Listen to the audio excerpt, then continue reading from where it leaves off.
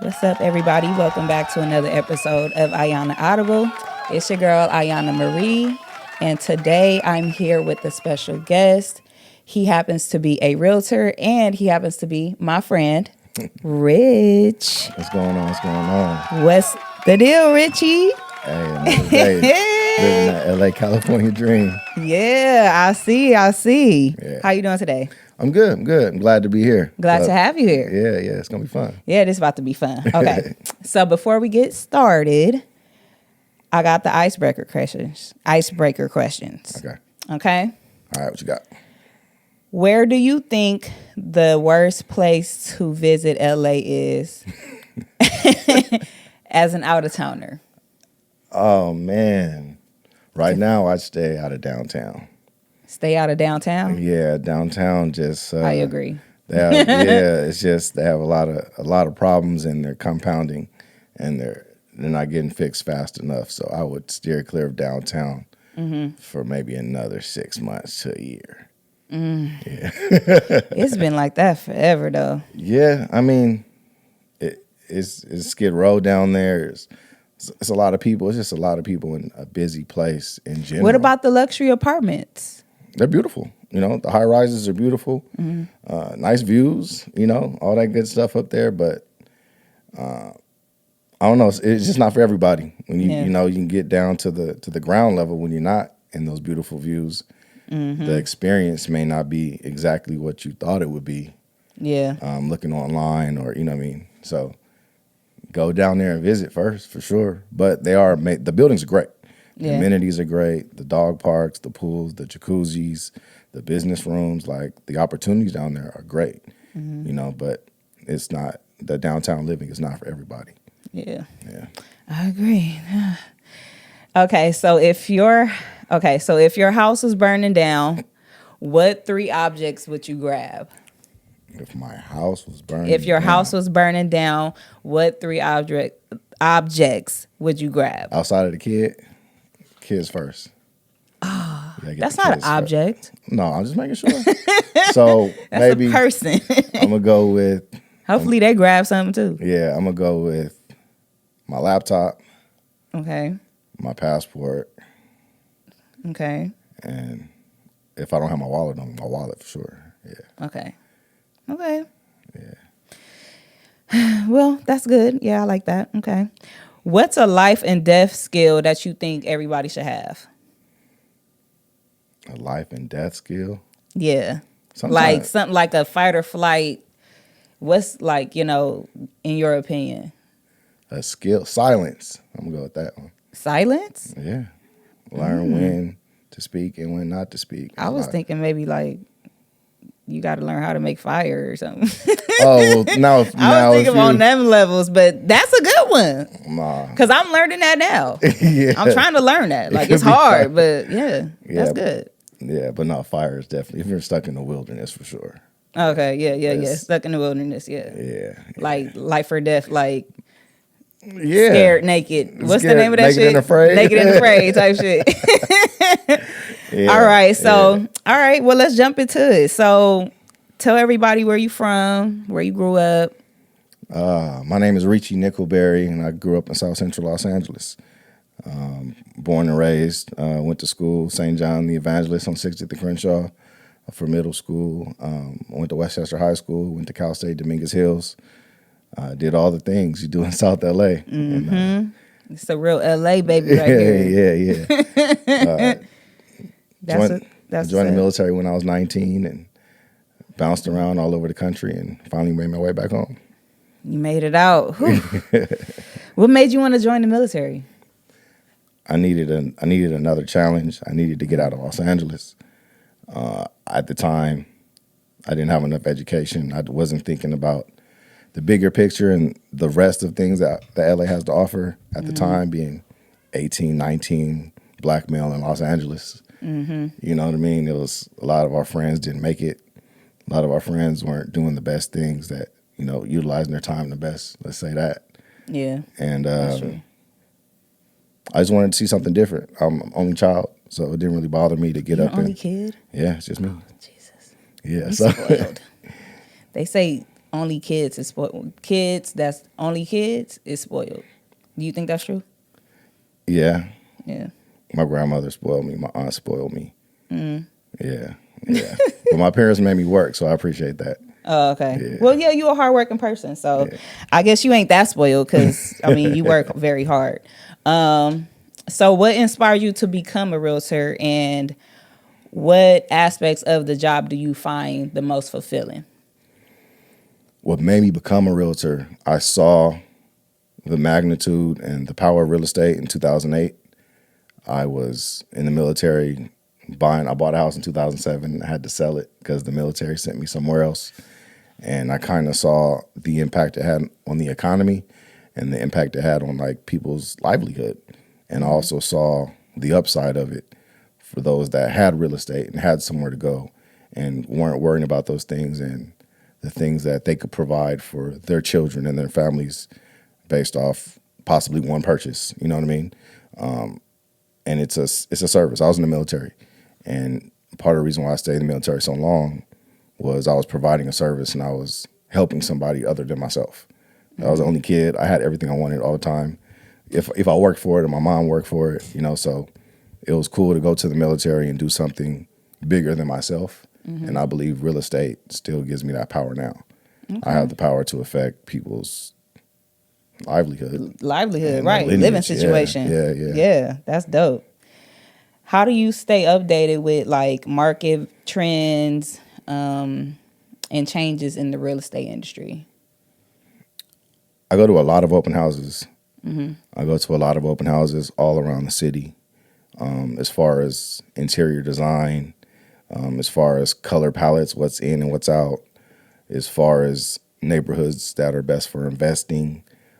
I get out and I meet a lot of people, and I just do the homework. You know what I mean? I'm in every neighborhood you could think of, just learning something, right? So just maybe one day I'll learn about the South Bay. I'll go to Redondo Beach. Next week I'll be in Hollywood Hills, but I'm paying attention to certain indicators about the economy, just where things are heading, how many houses for sale are in certain neighborhoods. Sometimes North Inglewood is more popular than South Inglewood, so you just kind of have to be out and about and like really pay attention to that, along with the numbers of how long it's taking things to sell in certain parts of town. That's valuable information that I can give to my clients before they make that Decision. Big investment. Yeah. Yeah, because that is a big investment. Probably the biggest investment you're ever going to make in your life. It's probably the single largest purchase you're ever going to make in your life. So what are some key factors that buyers or sellers should consider in today's market? Like as a new, well, not as a new person, but maybe just somebody who a first-time buyer? Yeah. Location. We say that means a lot. It's not just be near Hollywood or be near Beverly Hills. It's be where there is a future. Be where you see the city putting money. Be where school districts, right? So if you're around neighborhoods that are in good school districts, it's probably going to be because the city takes care of that portion of its responsibilities. So outside of budget, right? That's the biggest thing is the budget, is the location. Yeah. How does that work when like they build these big stadiums and like all of this shit? How does that work for people that own homes? Does it goes up, or like what is that market value? Like what is that called? Don't sell grandma's house. Don't sell it. No. So it goes up. So the minute they say, I'm going to put a train down Crenshaw and we're going to build a thing over here called SoFi Stadium, don't sell it, right? The property value will go up. In Los Angeles, we have about a 5% average appreciation every year. And if you think you've been holding a house since the 80s or the 90s, you know what I mean? The longer you hold in LA, the more equity you have in the home. So when you see the city putting money into neighborhoods that you already live in, that's only going to help your property. So unless it's something changes in your lifestyle where you need to downsize or you're moving across the country and, you kind of have to sell, you lose someone in the family that's paying a good, portion of the bills, whatever it may be. Sometimes you have to sell, and that's just, how things go. But I'm a big fan of don't sell grandma's house. Like, Yeah. keep My that granny house. been staying in Yeah. her house for like shit over 50 years. Yeah. The same house. And she got it done She probably paid $25,000 for it. when she first got it, huh? Yep. And all her neighbors been staying in their houses too for just as long. Same neighbors. It's the ground. A lot of specifically with my family, we came from the South. So there was a certain time in LA where you couldn't go so far west. You know what I mean? And there were certain lines, and there was redlining, and legally, people of color couldn't live in certain neighborhoods, and they changed some of those laws, and we were able to move into other neighborhoods that were getting that equity. You know what I mean? So we got to get in at the ground level to see Hollywood become Hollywood and to see LA become this big metropolis, right? It wasn't always like this. So a lot of our grandparents kind of set us up for whatever position we're in.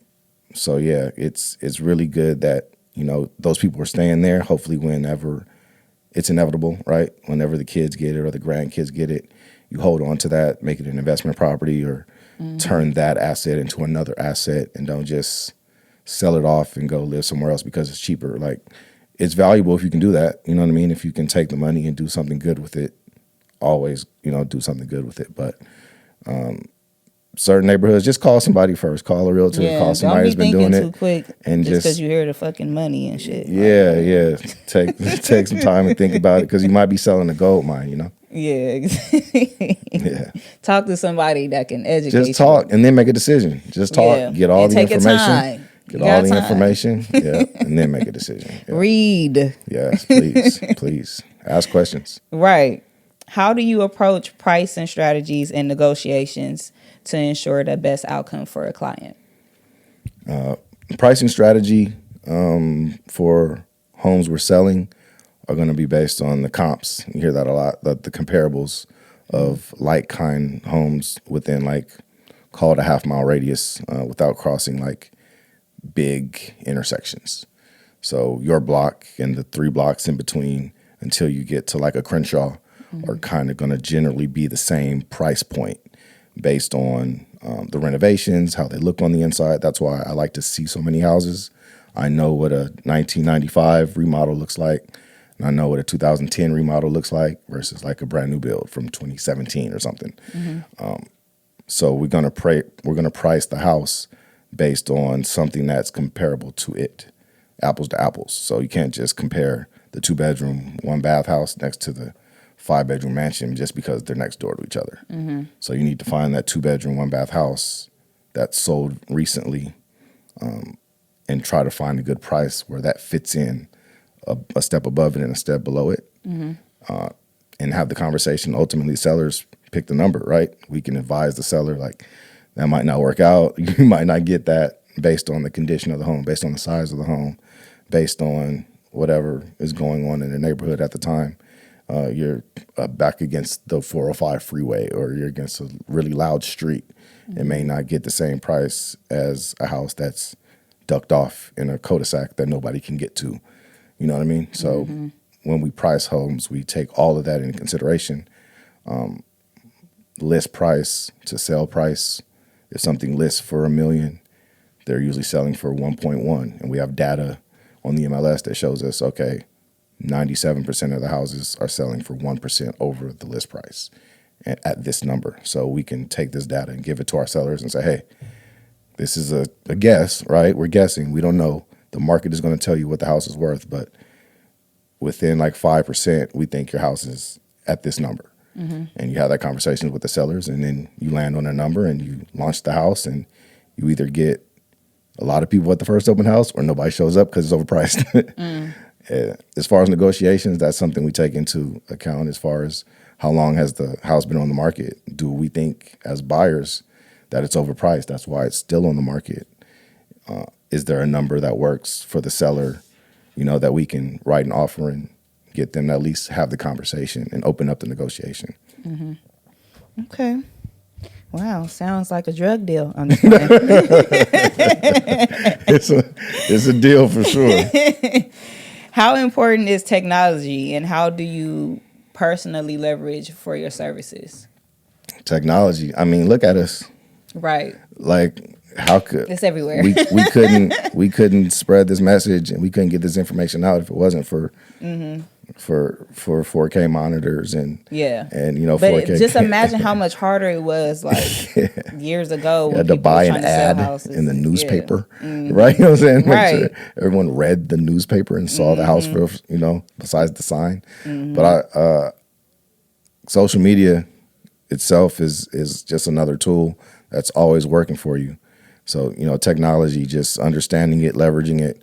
We have a lot of tools that we use as far as like our email system and our home systems that we send to people, that, different collections that we have for people, and housing campaigns, and just so many things that we can automate now, that I can still get the same message to 200 people at the same exact time with the most recent information.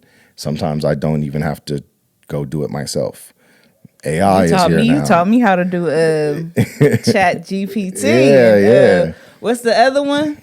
Opus Clip. Opus Clip. Yeah. Yep. And it's like, it cuts. If you work, I work by myself. It's just me. Yeah. So if I can shoot one video and make 5 pieces of content with a piece of software, I'll take it, because I don't have to go through and each time, and shit. It makes a nice 99% rough draft for me. I just make sure everything looks good, and I repost it. And it's, it gets to reach people that are looking for the things that I'm posting. I'm looking to hashtags and stuff. Yeah, I'm looking to meet the people that are needing help from me, or looking in the neighborhoods that I service, or whatever it may be, or just a question. I get the majority of the contact I have is just questions like, what do I do? Where do I start? Not, come buy this house with me. But that's so crazy, because we do lean on the internet to find out that type of information. Like, all you got to do is like put that search in TikTok, YouTube, wherever. And unfortunately, TikTok is about to be deceased. We'll see. We finna, run it up while we can. And you be doing your shit on TikTok, and I'll be checking you out. Appreciate it. So what are some memorable challenges you experienced while helping clients or people buy or sell property? Like, if somebody come and they ain't like got their ID type shit. Yeah, no, I've had a goofy ass nigga trying to buy a house. He got his ID. No proof of funds. I got the money though. It's not gonna work. He ain't trying to do no. He ain't trying to bring no pay stubs, no nothing. Yeah. I had a couple. I had to navigate a couple that was getting divorced. That was selling their home, and that was some interesting conversations. Just had, yeah. Oh, that shit! They had you in the middle of their shit. No, I wasn't in the middle of it, but you just have to, it takes one person to list the house. It takes 2 people to sign the contract to sell it. So you just have to make sure, you're communicating with everyone effectively, and hopefully that, they're on the same page, because not only are they're at odds for whatever reason, you also have somebody on the other end that's negotiating against them. So it's like, you got to come together for this task and knock this out, so you can go to the next portion of your life. But in the meantime, it's still some back and forth back there. But you just have to manage those expectations and just help them both, because they're both your client. Just help them as much as you can. Yeah. But yeah, that was interesting. That was interesting to do, but we knocked it out. Have you ever ran up on a squatter? I haven't. Luckily, I've seen some of my guys out there posting some videos. Look. Yeah, they were going to show an open house. Where was they at? In Hollywood? No, it was I want to say Inglewood. Damn. And you sign the listing agreement, you get the house ready to go, and then it might be a week or 2 because there's doing some work on the house or getting it ready, whatever it is. And you come back to do the first open house, or check it before the open house, and there was somebody living in there. To get the cops, get them out. Like, yeah. But the police come. Ain't it like some law though that like after a certain amount of time, squatters' rights. Yeah. People So do like have squatters' rights. But they go to jail like when you call the police. Like I don't know if they go to jail. I don't think they go to or jail. like they could stay. If you have mail, Yeah. longer than 30 days, then they gotta give you a legitimate like Yeah. to kick you out. It takes a little bit longer. Yeah. As if you were paying A regular tenant. Yeah. That's crazy. I think these people, you can ask them to leave, you know, and they leave. If they leave, they leave. But some people, like, anybody could just go live anywhere. Like you people could do that. Like kinda. Then how the fuck is so many homeless people? If they could just go in the abandoned house and take over that motherfucker. It's not that many abandoned houses though. Oh, you right. You got to be really good to find abandoned houses. Shit, they in Lamar Park. Those aren't abandoned. They just need to be fixed up. I mean, the ones you be showing is abandoned. I mean, they ain't abandoned. Oh, you talking about just empty? Ain't nobody living there. I mean, people, they're not usually getting into those. Those got newer, updated security systems. Yeah. They ain't playing with them. Yeah, they're not usually getting into those. They put too much money into them motherfuckers. They ain't leaving them abandoned. No. That's funny. Okay, so what advice would you give someone who is looking to become a realtor like you? What are some fuck ups you did in the beginning and you learned? You know what? There's probably some common things that we all go through, but everyone's journey is different. Mm-hmm. Either you go solo by yourself or you join a team. If you're a new agent in this market, especially in LA, I would say join a team. Go to the neighborhoods that you want to work in or the neighborhoods you live in. Find, the top producing agents and teams in those neighborhoods and visit their open houses. Just get to know them before and then call them for an interview. When you get your license, the first thing you have to do is hang your license, is what they call it. You're a real estate agent, but you can't really practice real estate until you connect yourself with a brokerage. Mm-hmm. So find those brokerages and those teams on those brokerages that you may like. Everything's online. A lot of the teams now, they're on TikTok, they're on social media, and they're posting their houses. And we see Buying Beverly Hills and all these Netflix shows, and these are real estate agents as well. So you can get to know those people and learn those markets and interview with those because they're interviewing you to be on their team because you're going to be working for them and they're going to be working for you to give you resources, to give you marketing materials, to give you leads, whatever it may be. So it's a two-way relationship. So I would say find a team and find a team that's producing and that has the infrastructure put together to help you strive because it's tough. It's not like you just get your license, you walk outside, you tell people, hey, I'm a realtor, and everyone just runs to you. Yeah. Like you might go a year, 2 years, and I sell a house. Mm-hmm. And you got all these fees and stuff that are due, dues that are due every year, every month. It gets expensive fast. So you probably want to start making as much money as you can, start working with leases. Leases are a good way to get your foot in the door. A lot of people probably know more renters than buyers, just generally speaking. So get into the leasing market. So you just learn the contracts. You learn how to show homes. You get the basics down, and it's a lower threat, right? You're not, someone's home purchase isn't on the line. It's an apartment. It's a condo. They might live in it for a year or two and they move on. But you get to learn a lot of the business, a lot of the lingo, and you get to build some of those relationships. That would be kind of the two biggest things. I would say join a team and get some, Los Angeles, like a $3,000 lease. That's like, the bottom almost. Like, so get some leases under your belt, and then your team will start giving you leads, and you'll start learning how to navigate. You'll start learning how to use social media, YouTube, whatever you want to do, kind of. If you want to do property tours, do that. If you just want to do interviews, podcasts, do that.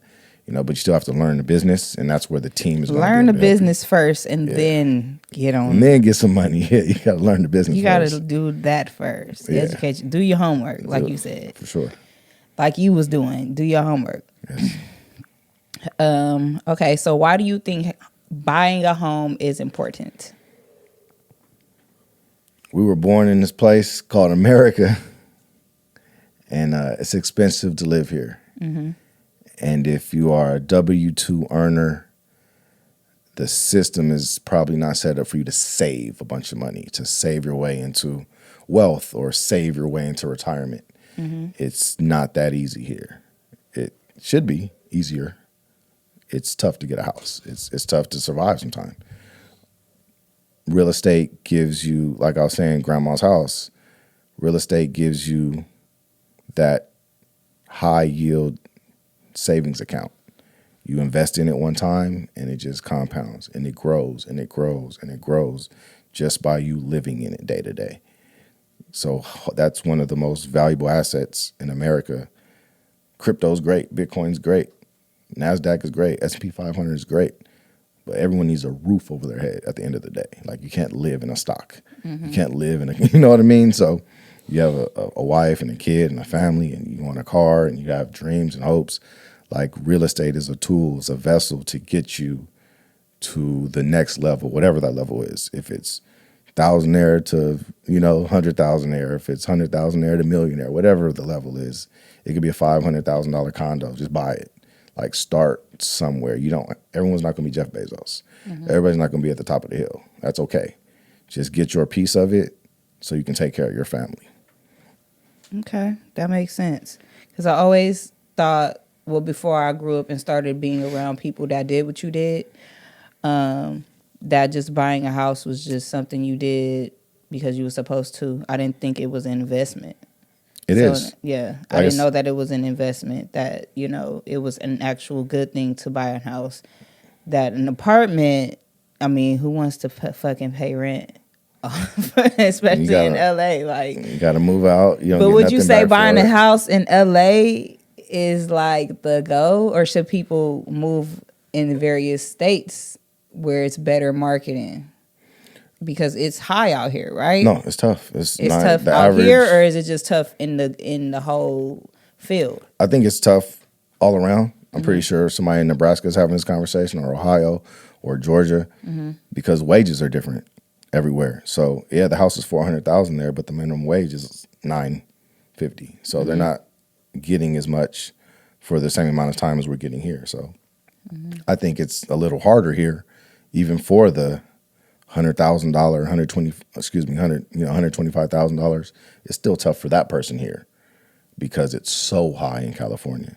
So if you can't comfortably, if you talk to a lender, work out your numbers, work out your debt, work out your student loans, and have those conversations with the lender to say, what can I actually do? This is my trajectory.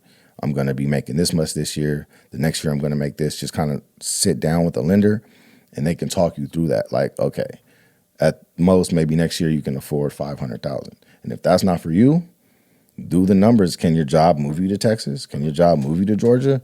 Is it that easy for you? If it's that easy to just pick up and go and your job will transfer you, cool. A lot of people's job won't just transfer them to a cheaper state. Like, you're born and raised here, you might just be, You might just be stuck here for. Yeah, because I ain't never lived nowhere else. Yeah, not stuck like a bad thing, but you know what I mean? It's expensive to move. And if you have a nice job here, that job may not directly correlate to another state or be available in another state. So don't just say, I'm going to move to Georgia because it's cheaper, but your job's not in Georgia, and now you're working a worse job in Georgia just because it's cheaper, but you're still renting in the same position, just in another city. So if your job's going to pay off and, if I move here, I can make this much and I can afford a $400,000 home in Florida, that makes more sense than buying a $400,000 condo in Long Beach. Then go to Florida and your job will send you go. Just buy something. Like, all over America, just buy something. Like, you know what I mean? Now, if your job is, buy something. Yeah, like if your job is in LA and you want to stay in LA and you can afford it, you know, that's when we talked about the location. Where in LA should I invest? Because it's a roof, then there's school districts, then there's safety, and then there's the investment. All that matters when you buy. Okay. Yeah. So, what are the changes you've seen in the market as far as Los Angeles over the past 10, 20 years, as far as like these stadiums and like all of this new renovation happening all over the place. Inglewood, where they getting ready to do the Olympics and all of that stuff. That's the biggest change in the last 10 years. The last 10 years of Los Angeles infrastructure, from the train to SoFi to whatever Steve Ballmer did when he bought the Clippers X amount of years ago, to now putting a new stadium across the street from SoFi. I think Inglewood specifically is the biggest change LA has seen. More so because, the sports scene, right? They're building it because of the sports industry. The tourism is going to come here. So now, we spoke earlier, like the train can connect you from LAX all the way to downtown. And there's the Kings and the Lakers, and right now the Clippers and the Sparks downtown. Then you have to pass USC, and then you have to, then you get to Inglewood, and then you get to LAX. Like, it's set up to be like a little New York, where you can kind of travel around the city on a train, but get to the quote unquote touristy hot spots, because that same train, the other train, will take you to Santa Monica, which is where the rest of the tourists are. So it's this big triangle that they're putting together between Silicon Beach, downtown, Inglewood, LAX. Is just making it easy to get in and out the city. Easier. It's still going to be traffic. The cars aren't leaving. But for those that are coming in. Y'all need to get on the damn train. Shit, For you real. don't know how to drive? Get on the train. Get up early enough to get on the fucking train. Yeah. Shit. But nah, I mean, it's cool, like to be able to have all these events out here, because, now we're closer to all these dope ass, events, Yeah, Super Bowl yeah. and Rolling Loud, all that stuff. So I think it's still cool, but it's like, damn, that's making everything expensive. It's expensive. It's more traffic. More traffic. And it's expensive. God damn. People are getting comfortable in other parts of the city now. We talked, briefly about Compton. We're seeing more movement in Compton. Like, there's some really nice turnkey houses in Compton. Like, if you want something that's 650 to 700,000 in literally a neighborhood that's still growing, you could go buy a house in Compton, and it's huge. So we're seeing Long Beach is getting more popular. You're seeing a lot of people move out of like the West Side, the Santa Monicas and Marina Del Rey's and Venice's. They're moving out, towards the South Bay, or they're moving to Long Beach. And, of course, people move to the Inland Empire and Palmdale and Lancaster. But as far as people coming to live in L.A., that's now Porter Ranch and Woodland Hills. And, so people are finding other places to save a couple dollars and probably get a bigger lot. If you go to the Valley, your $1 million house is bigger than your house in Inglewood. And it's only an hour away. Yeah, it's a little warmer, Down the street. It's not going to take long. I mean, you get from LA to LA in an hour anyway. So the IE is an hour away. Yeah, it's far. That ain't that damn far. It's far enough. Shit, it took you an hour to get here? It was rush. You picked rush hour? I mean, I didn't have no choice. But it's like, and no matter what I do, I'm going to be in traffic. I can't avoid it. Yeah, I drive a lot. I know a lot of back streets. And everything that I plan to do or sometimes have to do, it's traffic time. Like 4 to 7, crazy. Early morning, like 7 to 9? Yeah. Like, it's a wrap. I got to get up at least an hour or two earlier before. No. If I'm out and about and I'm showing, I'm trying to get my showings done by 2:30, 3 o'clock. You know what I mean? Depending on what part of the city I'm in. It gets hairy after 4 o'clock. You stuck. No matter where. No matter get where comfortable. Yeah, so I'm trying to get back home. Put you on a movie. Yeah. While you sit in traffic. Yeah. So I was saying earlier that I like your content because I like how you go in different parts of the city. Because, LA is like, okay, so it's LA, but then you got places that are not LA, but are considered LA because it's down the street to us. Like Santa Monica, Redondo, Torrance, Compton, Carson, Hawthorne, whatever. So what would you say is the best place to buy a house in the region? Based on what you've been observing. We got a budget? Like, what's the price point? Okay, what's the budget? Like somebody that make minimum wage and they don't have no. It's gonna be tough. Yeah, minimum wage. They don't really have like no So- second income, but they saved up. 100K. Yeah, They 100K. saved up enough to Okay. get something. Saved up. So yeah, we're probably so. Yeah, the 100K a year is probably going to be the most affordable. It's probably going to be a condo downtown. Mm-hmm. That's probably going to be the most affordable. If not, it'll be a condo in Long Beach. Okay. Yeah, I think. And so if you're the $500,000, $600,000 condo, as far as the quality is concerned, you're going to get the best 1-bedroom studio condo as far as looks wise and quality in downtown and then Long Beach. I would go with downtown Long Beach. Mm-hmm. I mean, I don't know the homelessness problem out there, but downtown LA, I don't want to do it. Now the next one up, The house is nice though, but nah. like the married couple, like the first time home buyer that's buying their first house for like 900,000 something like that. I'll go to Inglewood. Okay. I would. Yeah.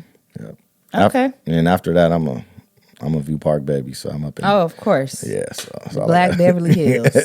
Don't get no better than that. Okay. Do you think that there are ways that we as citizens can keep the market value low? How can we do that upon ourselves without waiting for politicians to make these laws pass or like shit to happen? Like, what can we do? Because this shit is getting outrageous. I don't know if we. I don't think you shoot in the air no more to keep the neighbors out. I think we should try, huh? I don't know. I think we're past that. I think this thing is avalanche rolling downhill. It's just building momentum. Like you spoke to it. You said we've already had the Super Bowl, right? So now there's a new Clippers stadium popping up. The Super Bowl again, FIFA, and then the Olympics. When do you see it slowing down? Oh, because then after the Olympics, you have the after effects of everybody that wants to be here. So like the Olympics is like halftime for LA real estate. That's what I think. I think we're just going to keep growing the tech sector. All of Santa Monica, Marina Del Rey, Playa Vista. We're going to see those expand. You already have Apple moving to, I believe it's Century City. They're doing something. They're renting a property that's $30 million a year. So I don't think they're slowing down anytime soon. They're going to turn that part of LA into like Silicon Valley. It's called Silicon Beach, and it's going to be. Well, when they do that, do they up the money like what people make in their paychecks too, or they just keep that going? I can't speak for like. Does that go up too with? So that based on your employer. So does I mean, job, I thought it was a law. Oh, for minimum wage. Yeah. Yeah. So minimum wage. If minimum if wage housing, goes up when things happen, Yeah. like big events, right? So not necessarily big events, but if there's a trend showing that inflation is here. I'm over here with high hopes and shit. Yeah. Like with big events, right? Girl, no. Yeah, we are. I guess we're on an upward spiral, and we still. I don't see it falling apart. Well, LA is not one of the I places. better get used to it. I should. Shit. At this point, I'm about to be working for the damn government anyway, or the state. So That's the government. I might as well get comfortable with the shit, unless I plan on going anywhere else, in which I really don't have no plans for that, honestly. But I'll say this: our generation has learned to navigate the job market differently than our parents did. Our parents said, get a job, stay there for 30 years, retire, hunker down with your 401k. This generation's moving jobs every 2 years, getting 50K raises and getting, you know what I mean? Like the tech sector is just a lot of people are getting savvy with how they earn money. The old ideology of stay here for 30 years and retire and everything will be okay and get some stock in the company you work for. Just work at Boeing your whole life. Like that still exists. You can do that. But the younger generation is getting more creative because they understand a lot of those jobs. You're your upward trajectory is not that high. You're going to kind of stay mid-level for so long. And you're going to be making, even if it's 150K, you're going to be between 150 and 160K for like 5 years. So it's like, what do I do? You can leave your job and go from 150 to 225 or whatever it is, whatever the number is, from 80 to 120. You can get bigger jobs because this generation isn't scared to walk away and be like, not be jobless, but to take that leap. leap. Be wanting to be jobless. What's the one below? That's another generation. I don't know what they're doing.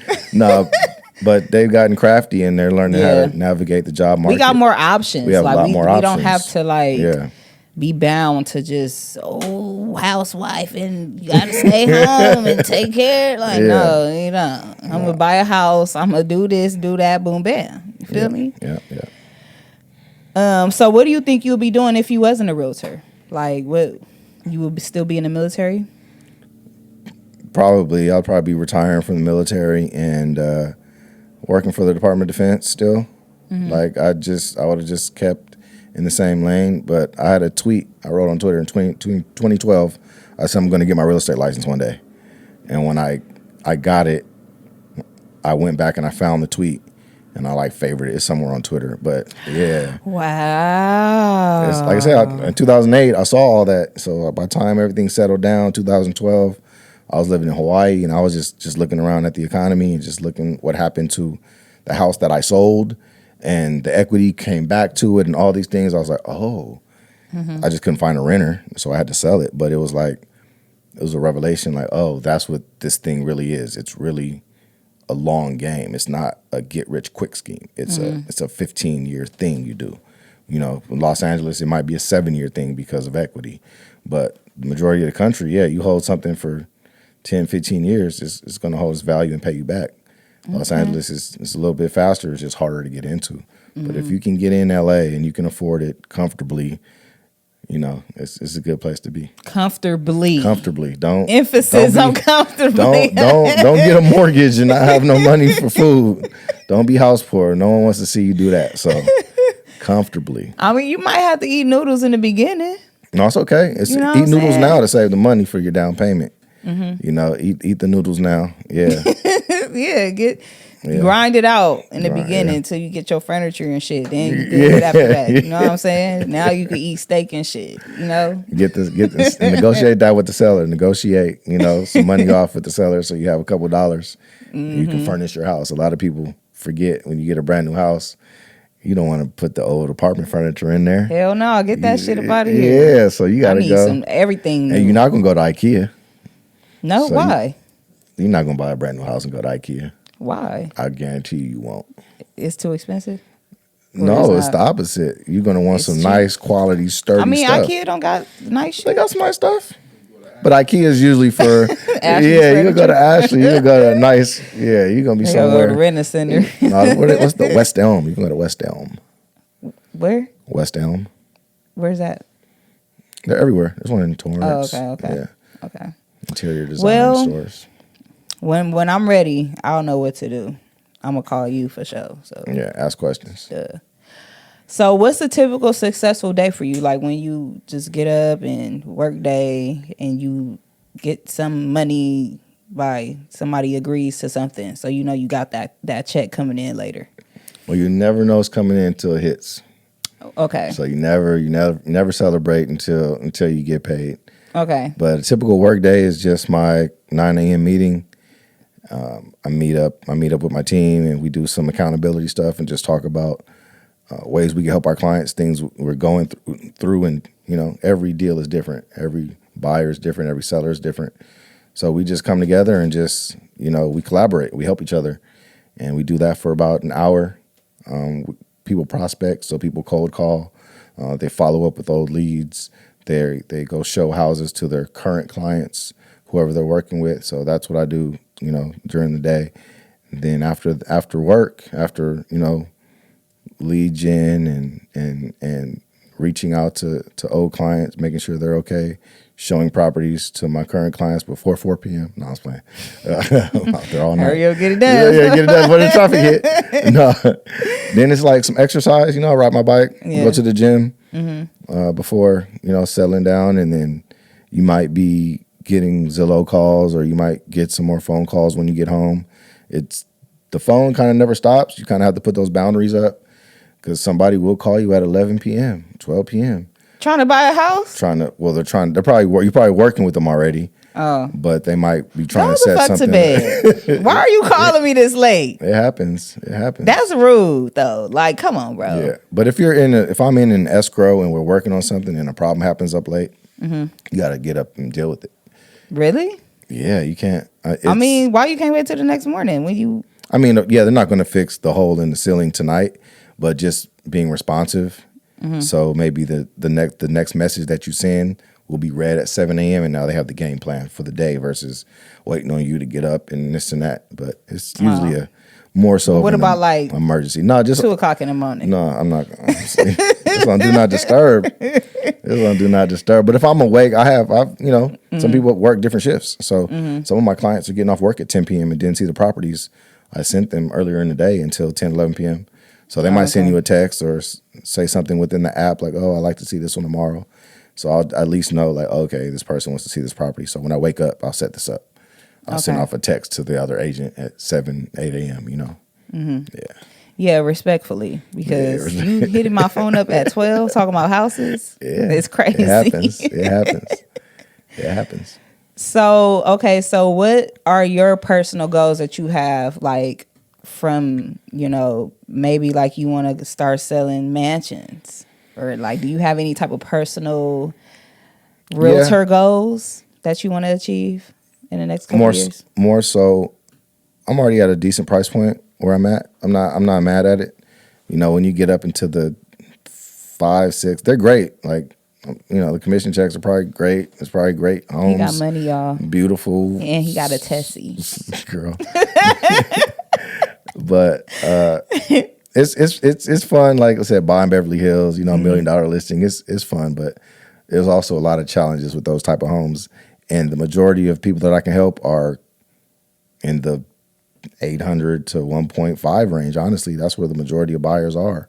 The $5 million home is only so many of those, but there's a lot of $900,000 houses out there, and it's more people that need help there than at the very top. So I kind of like where I'm at because I get to be relatable. I get to talk about people, work in neighborhoods that I grew up in, work in neighborhoods I live in, So I kind of like where I'm at.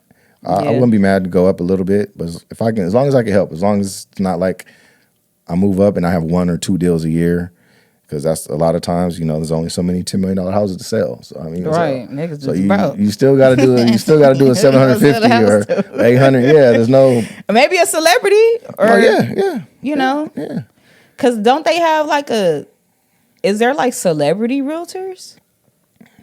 Or it's probably realtors that have more connections than others.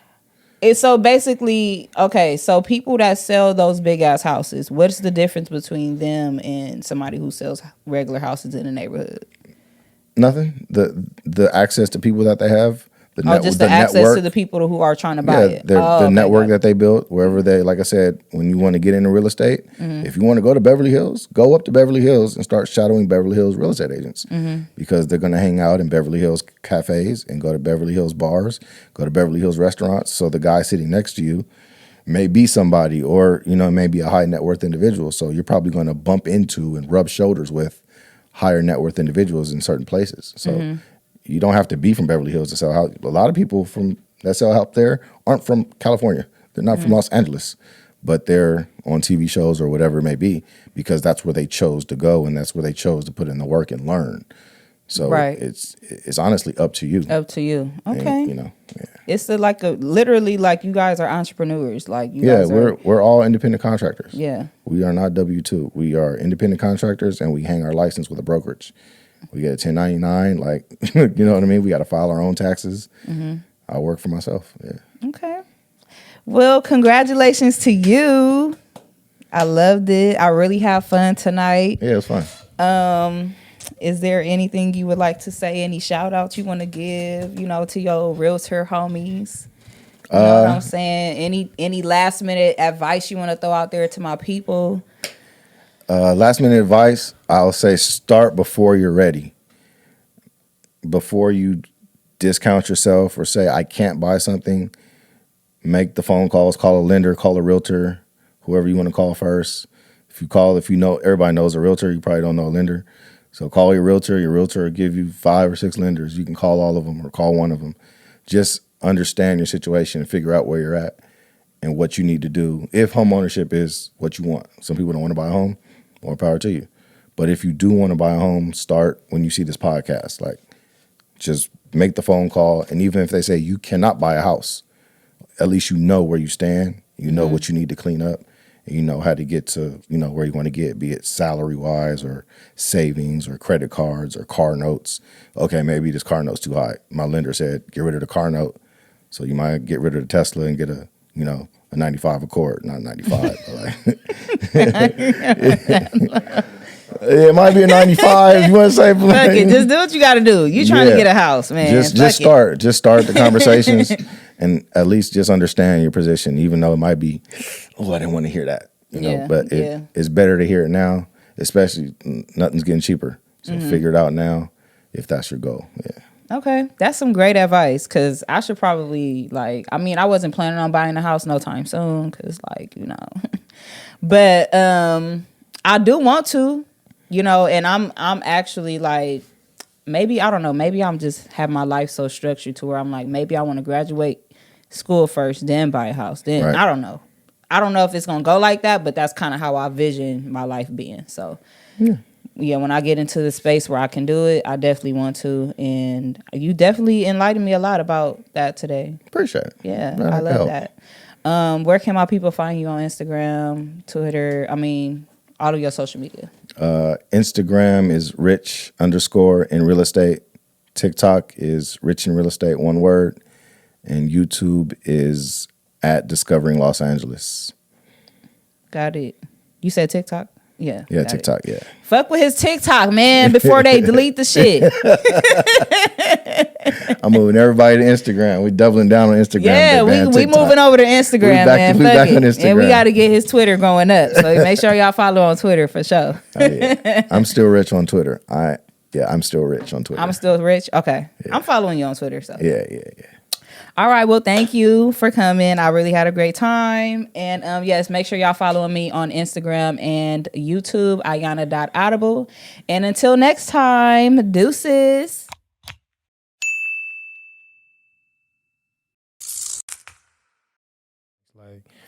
I had a client a long time ago, came in super depressed, seeing everything pessimistically, and I start talking about habits, and it's like, you listening to Rod Wave every day. Hey, bro.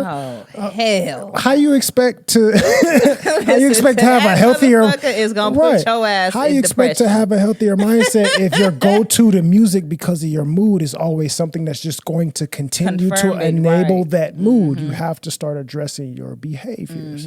It's like if I'm Summer Walker, let's be for real. I love Summer Walker, but she toxic. She gonna keep you from a man. Absolutely. Say that a lot of the music that is peddled is definitely not. It's not enabling us to have healthy mindsets.